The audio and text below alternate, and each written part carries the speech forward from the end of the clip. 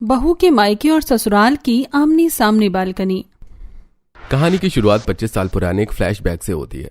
2-10 साल की छोटी बच्चियां एक खूबसूरत सी बालकनी में बैठी हैं। उनके हाथों में आलू के पराठे हैं और दोनों एक दूसरे को पराठा खिलाते हुए जोर जोर से हंस रही हैं। बालकनी में उनके खेलने कूदने की आवाजें आ रही हैं। समय भले ही काफी तेजी से बीत चुका है और आज सुधा 50 साल की हो गई हैं, लेकिन फिर भी जब वो अपने घर की बालकनी से सामने वाली सूनी बालकनी की तरफ देखती हैं तो उनकी आंखें नम हो जाती हैं और वो बीते दिनों की कुछ सुनहरी यादों में खो जाती हैं। काश वो सब ना हुआ होता। तभी वहां उनकी बेटी काव्या वहां आती है। माँ, तुम फिर से यहाँ बालकनी में अकेले खड़ी हो? क्या कर रही हो यहाँ इतनी सुबह सुबह? कुछ नहीं बेटा, बस ऐसे ही ताजी हवा खाने आ गई थी। तू बता क्या हुआ? नाश्ता रेडी हो गया है माँ, पापा भी डाइनिंग टेबल पर बैठ गए हैं, चलो आकर नाश्ता कर लो। सुधा एक आखिरी बार सामने वाली बालकनी की तरफ देखती है और एक गहरी सांस लेकर काव्या के साथ अंदर चली जाती है। ये काव्या का भविष्य का ससुराल है। कांता के घर की बालकनी में बहुत सारे सुंदर गमले रखे हुए हैं। कांता हॉल में सोफे पर बैठी है। उनका बेटा सुमित ऑफिस जाने के लिए तैयार हो रहा है। सुमित बेटा, जाने से पहले जरा बालकनी में जाकर उन पौधों में पानी डाला। कल से किसी ने पानी नहीं दिया है, सूख जाएंगे वो। मम्मी, आप खुद ही डाल लाओ ना, घर में पूरा दिन खाली रहती हो और वैसे भी इस उम्र में आपको थोड़ा एक्टिव रहना चाहिए, नहीं तो आगे चलकर जोड़ों में बहुत प्रॉब्लम होगी। मुझे ज्यादा ज्ञान देने की जरूरत नहीं है, जितना बोला है उतना कर। मैं बालकनी में नहीं जाऊंगी। सुमित मुंह बनाते हुए एक जग में पानी भरता है और बालकनी में पौधों को पानी डालने चला जाता है। तभी कांता की बड़ी बहू रश्मि किचन से हाथ पोंछते हुए बाहर आती है। मम्मी जी, मैं जब से इस घर में ब्याह कर आई हूँ तब से आपको देख रही हूँ। आप बालकनी में जाने से हमेशा बचती हैं। कोई ना कोई बहाना बना ही देती है ताकि आपको बालकनी में ना ही जाना पड़े। आखिर बात क्या है? आपके बालकनी में ना जाने की असली वजह क्या है? वजह? मेरी बालकनी में ना जाने की सिर्फ एक ही वजह है बहू। क्या वजह है मम्मी जी? मैं उस औरत का मनहूस मुंह नहीं देखना चाहती। मुझे पता है कि अगर मैं बालकनी में जाऊंगी तो वो मेरे सामने वाले घर की बालकनी में खड़ी हुई मुझे दिख ही जाएगी और मेरी सुबह खराब हो जाएगी। लेकिन मामी जी, मोहल्ले की औरतें बताती हैं कि आप दोनों का बचपन उसी बालकनी में बीता था। आप जब भी उनके घर जाती थी उसके साथ ही खेलती थी। आप दोनों तो बहुत पक्की सहेलियां थी। फिर बीच में ऐसा क्या हो गया कि आप दोनों की दोस्ती इतनी बुरी तरह खत्म हो गई? बाहू, मुझे इस बारे में कोई बात नहीं करनी है। जा जाकर अपना काम कर। कांता गुस्से में वहां से उठकर अपने कमरे में चली जाती हैं। रश्मि हैरानी से उसे देखती रह जाती है। इधर सुधा और काव्या नाश्ता कर रहे हैं। मम्मी, मैं एक बात पूछूं? मैं आपको सुबह शाम बालकनी में खड़ी देखती हूँ।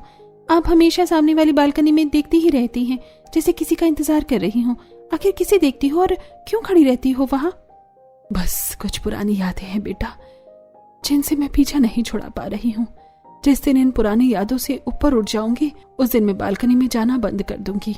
तभी बाहर से एक बाइक के हॉर्न की तेज आवाज सुनाई देती है। अच्छा माँ, मुझे मेरे कॉलेज जाने का समय हो गया है। मेरी सहेली आ गई है शायद, मैं चलती हूँ। काव्या अपना बैग उठाती और तेजी से घर से बाहर निकल जाती है। उधर चौराहे पर कांता का बेटा सुमित अपनी बाइक लिए खड़ा इंतजार कर रहा है। काव्या दौड़ते हुए आती है और मुस्कुराते हुए सुमित की बाइक के पीछे बैठ जाती है। आज पूरे 10 मिनट लेट हो मैडम। अरे माँ को बातों में उलझाना पड़ता है। चलो अब जल्दी निकलो, कोई देख लेगा। सुमित बाइक स्टार्ट करता है और बहुत तेज स्पीड में बाइक चलाने लगता है। अरे सुमित, थोड़ा आराम से चलाओ, मैं गिर जाऊंगी। अरे डरती क्यों हो? मेरे कंधे पर हाथ रख लो, मुझे कस के पकड़ लो, बिल्कुल नहीं गिरोगी। ओहो, इसके लिए तो तुम्हें मुझसे शादी करनी होगी जनाब। ऐसे ही किसी को नहीं पकड़ती मैं। अरे तो तुम्हें मना किसने किया है शादी के लिए? तुम बस तारीख बताओ, मैं कब बारात लेकर तुम्हारे घर आ जाऊं। सुमित, हम अपनी माँ से छुपाकर अपनी ये लव स्टोरी कंटिन्यू कर रहे हैं और तुम बारात लाने की बात कर रहे हो। जिस दिन हमारी माँ को हमारे बारे में पता चल गया ना, वो हमें घर से निकलना बंद करवा देंगी। हाँ यार, बात तो तुम्हारी बिल्कुल सही है, लेकिन न जाने क्यों हमारी माएँ एक दूसरे की इतनी बड़ी दुश्मन है और उनके चक्कर में हम शादी भी नहीं कर पा रहे हैं। हमें कुछ करके अपनी माँ को समझाना होगा सुमित, नहीं तो ऐसे छुप छुप कर कब तक चलेगा। दोनों इसी तरह बात करते हुए कॉलेज पहुंच जाते हैं। सुमित और काव्या छुप छुप कर कॉलेज के कैंपस में, कभी लाइब्रेरी में तो कभी किसी रेस्टोरेंट में मिलते रहते हैं। उनका प्यार दिन ब दिन गहरा होता जाता है। एक दिन सुबह काव्या अपने घर की बालकनी में खड़ी बाल सुखा रही होती है। तभी सामने वाली बालकनी में सुमित की माँ कांता पौधों में पानी डालने आ जाती है। काव्या मुस्कुराकर कांता को देखने लगती है क्योंकि वो उसकी होने वाली सास है। तभी काव्या की माँ सुधा भी अपने घर की बालकनी में आ जाती है। सुधा की नजर सीधे कांता पर पड़ती है। कांता भी सुधा को देख लेती है। सुबह सुबह मनुष्य शक्ल देख ली। कांता जोर से पानी का जग जमीन पर रखती है और पैर पटकते हुए अंदर चली जाती है। सुधा का चेहरा भी उतर जाता है और वो भी बिना कुछ कहे बालकनी से अंदर चली जाती है। काव्या बालकनी में चुपचाप खड़ी है सब देखकर बहुत उदास हो जाती है। हे भगवान, इन दोनों की नफरत तो बहुत गहरी है। मेरा और सुमित का क्या होगा? काव्या उदास कदमों से अंदर जाती है। सुधा हॉल में सोफे पर सिर पकड़कर बैठी है। दूसरी तरफ कांता बालकनी से बहुत गुस्से में अंदर आती है और धड़ाम से सोफे पर बैठ जाती है। सुमित वहां बैठकर लैपटॉप पर काम कर रहा होता है। साला पूरा मूड खराब कर दिया। सुबह सुबह उस चुड़ैल को देख लिया, अब पूरा दिन बेकार जाएगा। क्या हुआ मम्मी? आखिर आप सामने वाली सुधा आंटी से इतनी नफरत क्यों करती हो? आखिर उन्होंने ऐसा क्या किया था आपके साथ? तू चुप कर, उसका नाम भी मेरे सामने मत लिया कर इस घर में। मुझे कोई बात नहीं करनी है। कांता गुस्से में अपने कमरे में चली जाती है। सुमित अपना लैपटॉप बंद करता है और सिर पकड़ लेता है। हे भगवान, ऐसे कैसे चलेगा? अगर इन दोनों का झगड़ा खत्म नहीं होगा तो फिर मेरी और काव्या की प्रेम कहानी का तो यही अंत हो जाएगा। बात आगे कैसे बढ़ेगी? ऐसे कुछ दिन बीत जाते हैं।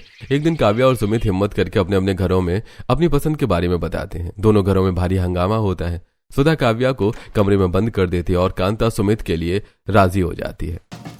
शादी की सारी रस्में बिना किसी खुशी के सिर्फ एक फॉर्मेलिटी की तरह पूरी होती है। शादी संपन्न हो जाती है। काव्या की विदाई होती है और सामने वाले घर में अपने ससुराल में गृह प्रवेश करती है। अगले दिन सुबह मुंह दिखाई की रस्म थी। काव्या अपने सजे हुए कमरे में बैठी तैयार हो रही है। उसने भारी लाल जोड़ा पहना हुआ है। तभी उसकी सास कांता कमरे में आती है। बहू फटाफट रेडी हो जा, कुछ ही देर में मेहमान और मोहल्ले की औरतें मुंह दिखाई के लिए आना शुरू हो जाएंगी। ठीक है मम्मी जी, मैं बस 5 मिनट में रेडी होती हूँ। कांता वहां से चली जाती है। काव्या शीशे के सामने खड़ी होकर खुद को देखती है। मैं जानती हूँ कि मेरी माँ इस घर में मेरी मुंह दिखाई में नहीं आ सकती, लेकिन मैं उन्हें अपना ये नई दुल्हन का रूप दिखा तो सकती हूँ ना। काव्या तैयार होकर अपने कमरे से निकलती है और सीधे जाकर हॉल से जुड़ी उस बालकनी में खड़ी हो जाती है जो ठीक उसके मायके की बालकनी के सामने है। उसे उम्मीद है कि उसकी माँ बालकनी में आएगी तो उसे इस रूप में देख लेगी। जैसे ही काव्या बालकनी में खड़ी होती है, सामने वाली बालकनी में सुधा आ जाती है। सुधा अपनी बेटी को दुल्हन के रूप में देखकर मुस्कुराने ही वाली होती है कि तभी पीछे से कांता वहां आ जाती है। बहू, हम सब तुम्हारा नीचे हॉल में इंतजार कर रहे हैं और तुम यहाँ बालकनी में खड़ी क्या कर रही हो? मम्मी जी, वो तो मैं बस हवा खाने। कांता की नजर सामने वाली बालकनी में खड़ी सुधा पर पड़ती है। कांता का चेहरा गुस्से से लाल हो जाता है। अच्छा, तो यहाँ मेरी दुश्मन के सामने बालकनी में खड़ी है खुद को दिखाने के लिए। मैं बहुत अच्छे से जानती हूँ कि तू यहाँ किस लिए खड़ी है। मम्मी जी, वो मेरी माँ है। कान खोलकर सुन ले बहू, आज से तेरा और मेरी दुश्मन का नाता हमेशा हमेशा के लिए खत्म हो गया है। अब से तू सिर्फ इस घर की बहू है, उस घर की बेटी नहीं। इतना बोलकर कांता काव्या का हाथ पकड़ती है और उसे खींचकर अंदर ले जाने लगती है। अंदर ले जाने से पहले कांता जानबूझकर जोर से बालकनी का पर्दा लगा देती है ताकि सुधा अपनी बेटी को न देख सके। सामने बालकनी में खड़ी सुधा की आंखों से आंसू बहने लगते हैं। मुंह दिखाई की रस्म शुरू हो जाती है। मोहल्ले वाली सभी औरतें आती हैं, लेकिन काव्या की मां नहीं आती। काव्या मन ही मन सोचती है, हे भगवान, कैसी विडंबना है। मेरी मुंह दिखाई की रस्म है और सारी औरतें आई हैं, बस मेरी माँ ही नहीं है। लेकिन मैं कर भी कह सकती हूँ, सासू माँ कभी भी मेरी माँ को बुलाने के लिए तैयार नहीं होंगी। अगर वो तैयार हो भी जाए तो पता नहीं मेरी माँ आती है या नहीं। मुझे ये दर्द बर्दाश्त करना ही होगा। मुंह दिखाई की रस्म खत्म हो जाती है और सभी औरतें अपने घर चली जाती हैं। ऐसी रात हो जाती है। काव्या ससुराल में पहली बार रसोई में कुछ मीठा बना रही है। वो बहुत मन से खीर बनाती है। रात के डिनर पर पूरा परिवार डाइनिंग टेबल पर बैठकर वो खीर खाता है और काव्या की बनाई खीर की बहुत तारीफ करता है। वाह बहू, खीर तो तुमने बहुत ही स्वादिष्ट बनाई है, मजा आ गया खाकर। हाँ बहू, सच में ऐसी खीर मैंने बहुत सालों बाद खाई है। सबकी तारीफ सुनकर काव्या मुस्कुराने लगती है, लेकिन तभी उसे अपनी माँ की याद आ जाती है। मेरी माँ को भी मेरे हाथ की खीर बहुत पसंद है, क्यों ना मैं एक कटोरी उन्हें भी दे आऊं बालकनी से। काव्या एक बाउल में खीर डालती है और बालकनी की तरफ जाने लगती है। सोफे पर बैठी कांता उसे देख लेती है। बहू, ये खीर किसके लिए ले जा रही है तू वहाँ पर? मम्मी जी, मेरी माँ को खीर बहुत पसंद है, उन्हें ही देने जा रही थी। अच्छा, दिखा तो जरा खीर कितनी है, कहीं कम तो नहीं पड़ेगी। काव्या सीधापन दिखाते हुए बाउल कांता के हाथ में दे देती है। कांता बाउल को पकड़ती है, सामने खड़ी सुधा को देखती है और फिर जानबूझकर उस खीर के बाउल को बालकनी के फर्श पर जोर से गिरा देती है। अरे, ये तुमने क्या किया कांता? खीर क्यों गिरा दी? मैंने क्या किया? मेरी बहू होकर मेरी ही दुश्मन को खीर खिलाने जा रही थी ये। मम्मी जी, मैंने तो बस ले अब खिला दे जमीन से उठाकर। मैंने कल भी समझाया था तुझे, वो मेरी दुश्मन है। मैंने क्या गलत किया था मम्मी जी? मैं सिर्फ अपनी माँ को खीर ही देने जा रही थी। ये बात कान खोलकर सुन ले अच्छी तरह से। इस घर से कोई चीज उस घर में नहीं जाएगी। सामने खड़ी सुधा ये सारा तमाशा देखकर फूट फूट कर रोने लगती है और मुड़कर अपने कमरे में चली जाती है। ये औरत अपना सारा गुस्सा मेरी बेटी पर निकाल रही है। मेरी बेटी की इसमें क्या गलती है जो उसे ये सब सहना पड़ रहा है। कांता की नफरत देखकर काव्या चुप हो जाती है। ऐसे समय बीत रहा था, काव्या डर के मारे बालकनी की तरफ देखना भी छोड़ देती है। एक दिन काव्या बालकनी से छुपकर अपनी माँ को देख रही थी। कांता खिड़की से उसे ऐसा करते हुए देख लेती और अपने आप से कहती है, अच्छा, तो ये छुप छुप कर अपनी माँ से मिल रही थी। अभी जाकर इसे डांटती हूँ। नहीं डांटने से ये सुधरेगी नहीं। मेरे पास एक और अच्छा आइडिया है, अपनी दुश्मन को सबक सिखाने का और उसे जलाने का। अब मैं इस बहू को बालकनी में जाने से रोकूंगी नहीं, बल्कि मैं खुद इसके साथ बालकनी में जाऊंगी। अगले दिन सुबह काव्या किचन से चाय और नाश्ता लेकर हॉल में आती है। बहू, चाय टेबल पर मत रख, चाय लेकर बाहर बालकनी में आ जा। आज हम सास बहू बालकनी में बैठकर चाय पियेंगे। जी मम्मी जी। कांता जाकर बालकनी में कुर्सी पर बैठ जाती है। काव्या चाय लेकर आती है, तभी कांता जानबूझकर जोर से बोलती है, बहू, मेरे सर में बहुत दर्द है। चाय का कप नीचे रख और जरा मेरे सर में अच्छे से चंपी कर दे। कांता की तेज आवाज सुनकर सामने वाले घर में सुधा बालकनी में आ जाती है। वो देखती है कि उसकी पढ़ी लिखी बेटी काव्या अपनी सास के पैरों के पास खड़ी होकर उसके सिर में तेल की मालिश कर रही है। हाय राम, ये कांता मेरी फूल सी बच्ची से नौकरों की तरह काम करवा रही है, और वो भी मुझे दिखाने के लिए। ए, तू मालिश कर रही है या खड़ी किसी को घूर रही है? चल जा, अंदर जा और जाकर मेरे लिए गर्म पानी लेकर आ। खड़ी क्या है? काव्या अपनी सास की डांट सुनकर सिर झुकाती और रोते हुए अंदर किचन में चली जाती है। सुधा बेबस होकर अपनी बालकनी की रेलिंग को कसकर पकड़ लेती है। उस दिन के बाद से काव्या जब भी हॉल से गुजरती है वो छुपकर बालकनी की तरफ देखती है, लेकिन सुधा उसे बालकनी में दिखाई नहीं देती। सुधा ने कांता के ताने और अपनी बेटी का अपमान देखने से बचने के लिए बालकनी में आना ही छोड़ दिया है। क्या दिन आ गए हैं मेरे, जिस बालकनी में मेरा पूरा बचपन बीता, जहाँ मैं अपनी माँ के साथ खड़ी होती थी, घंटों बातें करती थी। आज उसी बालकनी से मैं अपनी माँ की एक झलक तक नहीं देख सकती। मैंने सपने में भी कभी ये नहीं सोचा था कि मेरी शादी के बाद ऐसा दिन भी देखना पड़ेगा। रात को काव्या अपने पति सुमित के साथ बालकनी में खड़ी है। वो लगातार सामने वाले घर की बालकनी को देख रही है, इस उम्मीद में कि शायद उसकी माँ एक बार बाहर आ जाए। चलो काव्या, बहुत रात हो गई है, अब सो जाओ। कब तक यहाँ खड़ी रहोगी? मुझे नहीं लगता कि सासू माँ अब इस वक्त बाहर आएंगी। थोड़ी देर और रुकते हैं ना सुमित, प्लीज। और मैं तुमसे कह देती हूँ, तुम अपनी माँ की तरफदारी बिल्कुल मत लिया करो। न जाने उन्हें मेरी माँ से क्या परेशानी है कि वो मुझे अपने ही घर की बालकनी में शांति से खड़ी भी नहीं होने देती। मैं माँ की तरफदारी नहीं कर रहा हूँ काव्या। तुम्हें पता है सुमित, भला मैं ऐसे कैसे अपना वो घर भूल सकती हूँ? उस बालकनी में मैं अपनी माँ के साथ बैठकर चाय पीती थी। वो देखो, उस बालकनी में एक खाली जगह है, वहाँ एक झूला हुआ करता था। हम दोनों माँ बेटी साथ में बैठकर उस पर झूलते थे। आज जो बालकनी कभी मेरी किलकारियों से गूंजा करती थी, वो बालकनी बिल्कुल सूनी पड़ी है। मेरी माँ अंदर घुट रही होगी। भले ही वो बालकनी सूनी पड़ी है काव्या, लेकिन मेरी ये बालकनी तो तुमसे गुलजार हो गई है ना। ऐसा नहीं है सुमित, मैं चाहती हूँ कि दोनों बालकनियां गुलजार हों, दोनों जगह चहल पहल हो। एक सूनी रही और एक गुलजार हो तो मुझे बिल्कुल चैन नहीं मिलता।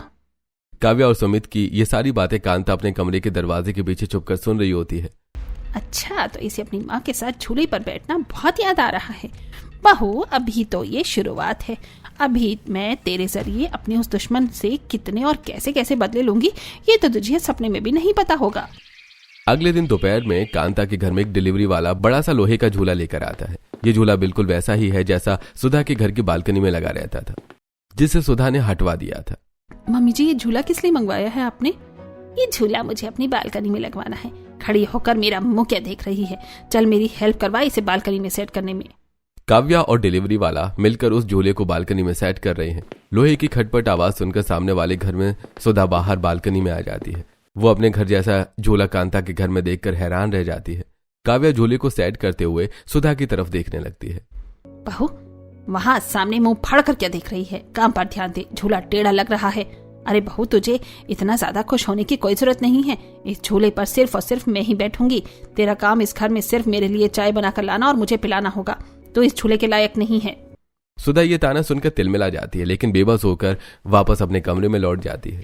अब कांता हर रोज शाम को उस झूले पर सज धज कर बैठती है। वो जानबूझकर काव्या को बालकनी के आसपास भटकने नहीं देती, और अगर काव्या बालकनी में आती भी है तो कांता उससे कोई ना कोई नौकरों वाला काम करवाती है। कांता सुधा को दिखाने के लिए झूले पर तेज तेज झूलती है। काव्या बालकनी में खड़ी होती है, लेकिन कांता उसे अपनी माँ की तरफ देखने तक नहीं देती।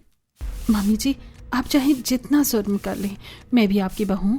मैं भी कुछ ना कुछ ऐसा करूंगी कि मैं इन दोनों बालकनियों को एक कर दूंगी और आपकी ये दुश्मनी खत्म करके रहूंगी। कुछ दिनों बाद एक दिन सुबह काव्या बालकनी में झाड़ू लगा रही है और गीले कपड़े से कांता का झूला साफ कर रही है।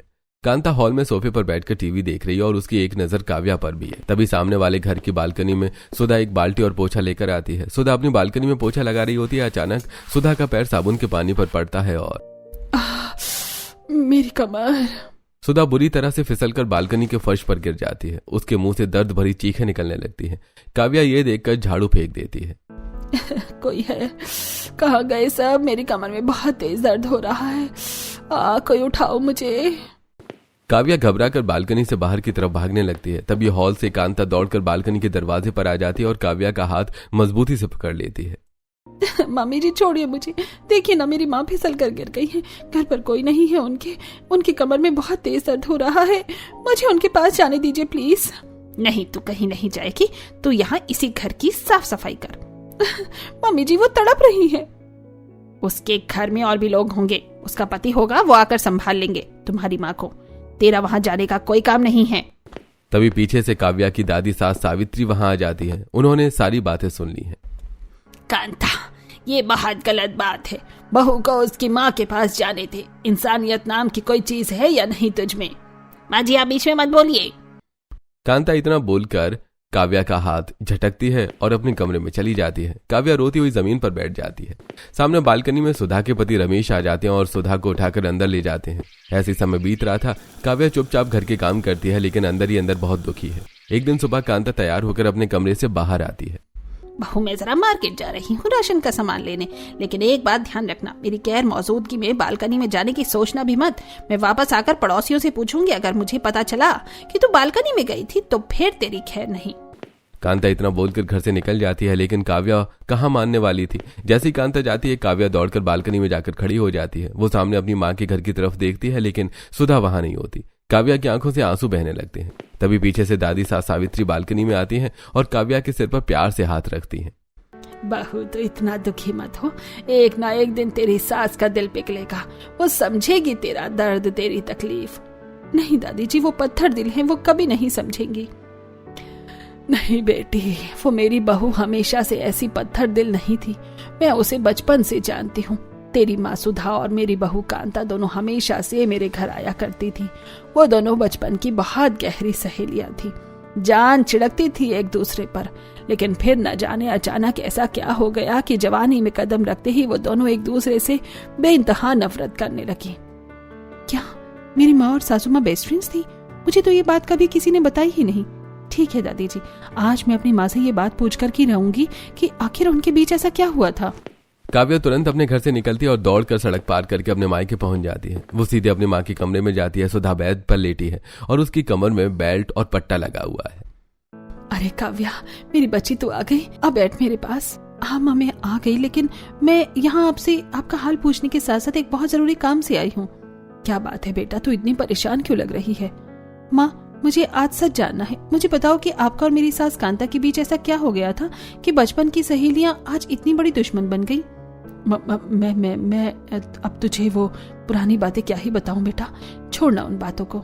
नहीं माँ, आपको बताना होगा, क्योंकि आपकी उस पुरानी दुश्मनी की वजह से आज आपकी बेटी की जिंदगी उस घर में नर्क बनी हुई है। मुझे हर दिन ताने सुनने पड़ते हैं। सुधा अपनी बेटी की हालत देखकर टूट जाती है। वो धीरे से उठकर बैठती है और अपनी बालकनी की तरफ इशारा करती है, जहां से कांता के घर की बालकनी साफ दिखाई देती है। देख रही है वो बालकनी जहां आज कांता ने वो लोहे का झूला लगाया हुआ है? हाँ माँ, देख रही हूँ। वो 25 साल पहले की बात है। हम दोनों बचपन की बहुत अच्छी सहेलियां हुआ करती थी। हम हमेशा तेरी दादी सास यानी सावित्री आंटी के घर खेलने जाया करते थे। उसी झूले पर हम दोनों घंटों झूलते थे।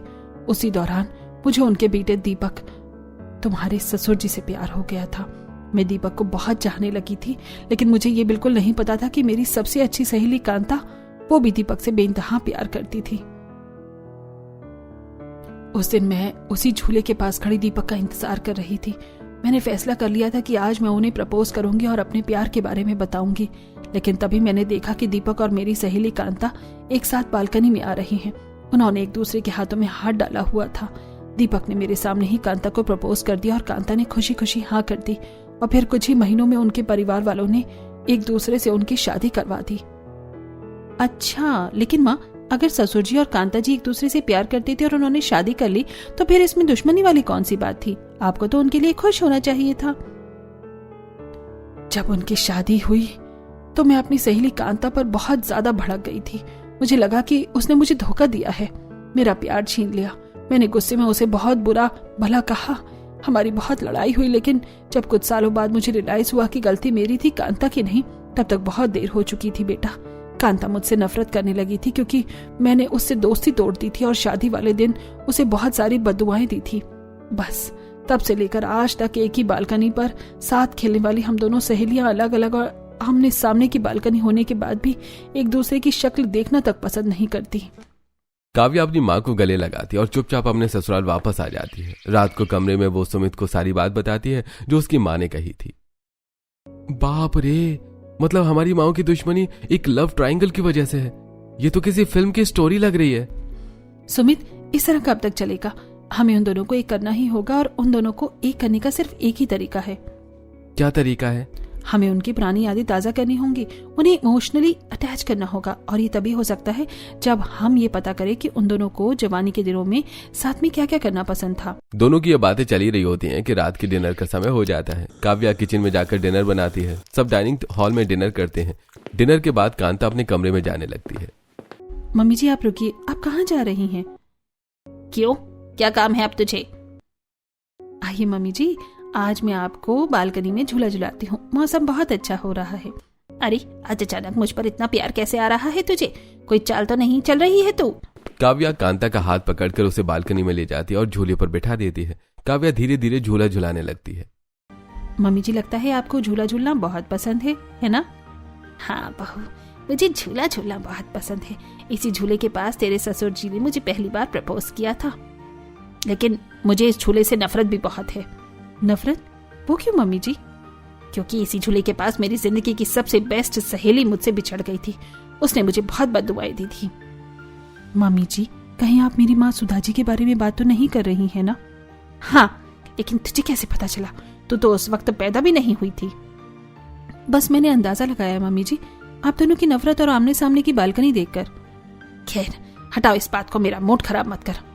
अच्छा मम्मी जी, आप ही बताइए कि आपको खाने में और क्या क्या पसंद है? झूला झूलने के अलावा आपको और क्या क्या शौक है? मुझे आइसक्रीम खाना बहुत पसंद है और रेस्टोरेंट में जाकर पिज्जा खाना भी मुझे बहुत अच्छा लगता है। हम दोनों, मेरा मतलब है मैं पहले बहुत खाया करती थी।